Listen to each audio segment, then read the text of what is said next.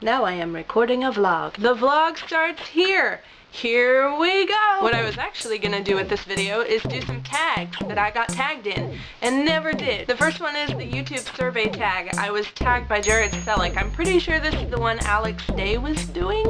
Question 1. What's your biggest fear? Being buried alive. Bill? John?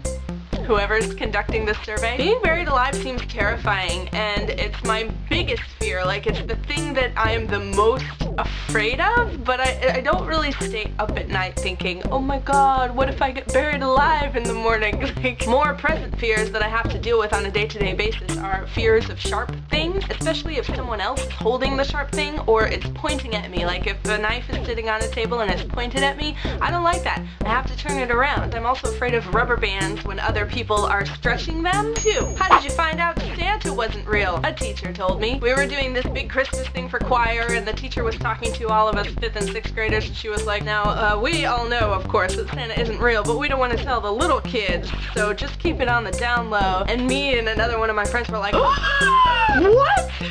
And then I tried to pretend that I hadn't heard that, and I still believed Santa was real, and I would make up like, oh, Santa wraps his presents with different wrapping paper, so he has to be real. Oh, you know, my parents are just Santa's elves, and they're helping him out, and everyone is Santa. And that's kind of what I settled on, is everyone is Santa. If you give a present, you're Santa. So Santa is real. Santa is real. Santa is real.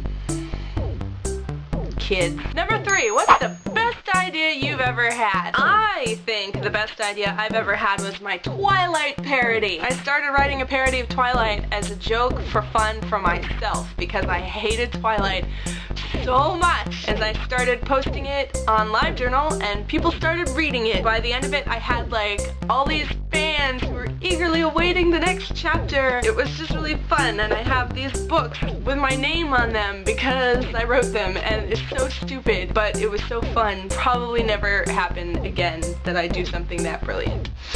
Number 4. What's the most embarrassing thing your parents have ever done? I was never embarrassed by my parents. I think that my parents were more embarrassed of me. Like, I would actually try to tell my mom to come with me when I was hanging out with friends. Like, Mom, my friends and I are going to the mall, you want to come? And she was like, what? No. Number 5. If you were only allowed to pick one career for the rest of your life, what would it be? I refuse to choose. This is one of my favorite books. It's for people who have a lot of hobbies and a lot of interests and a lot of ideas, and they want to do all of them, and they feel stuck because they feel like they have to pick something. I've always sort of felt that way. Like, I was waiting to find the one thing that I would want to do for the rest of my life, but my interests change. And this book basically gives you permission to change your mind and to have lots of interests and ideas and to turn those into your life. Number 6, who would you like to tag next? Nobody. Do it if you want to. Moving on to the next tag. Well, I was tagged by Freckle Chick. This is the end of the year tag. Number 1, what was the best thing that happened to you this year? I think the proper answer would be that my Etsy store did so well that I was able to not have a real job the whole year thanks to that. But my honest answer, if I'm being true in my heart, was our Mischievia homecoming dance. One of my friend's camps hosted a homecoming dance in the woods at night, and we had all these ridiculous 80s and 90s pop songs until the wee hours of morning when we couldn't dance anymore, and it was so friggin' fun. Number 2, what was the most challenging thing that happened? I think probably the most challenging thing was dealing with not having my car. Not having a car when you live in Texas is hard. Number 3, tell us about your favorite game, TV show, app, song, etc. of 2013. What? I don't watch TV, and I only just recently acquired a device that will let me put apps on it. I did recently start playing the Hearthstone beta. That's fun. I wouldn't say it's my favorite.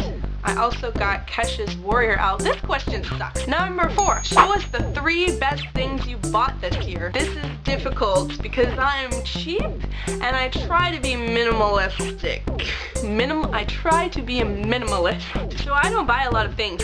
And the things I do buy are like consumable stuff that will get used up. I don't buy a lot of physical, tangible things. So I really had to do some work to figure out what I could show you that I bought. I'm gonna start with this because I have a new bar of it. It's the Blue Sugar soap from Burnt Mill Soap on Etsy. Gotsoaps.com. This is my favorite soap. Look at how pretty it is. It's supposed to be a man scent.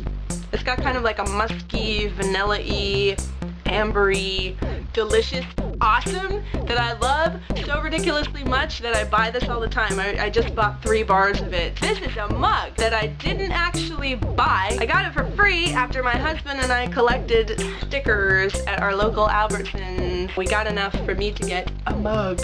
I love mugs. And then also this year I discovered Sprinkles cupcakes. There are no cupcakes in this box because I ate them. I love Sprinkles and I eat there too much and they're delicious and Number 5, what's your New Year's resolution? My biggest resolution is to just be more on top of my personal businessy stuff like my Etsy shop and vlogging, to just keep all that in some type of organized way that it will happen without very much stress, and also to slack less. This video is getting long. I'm gonna shut up. If you want to do either or both of these tags, feel free. If not, have a Merry New Year and a Happy New Year.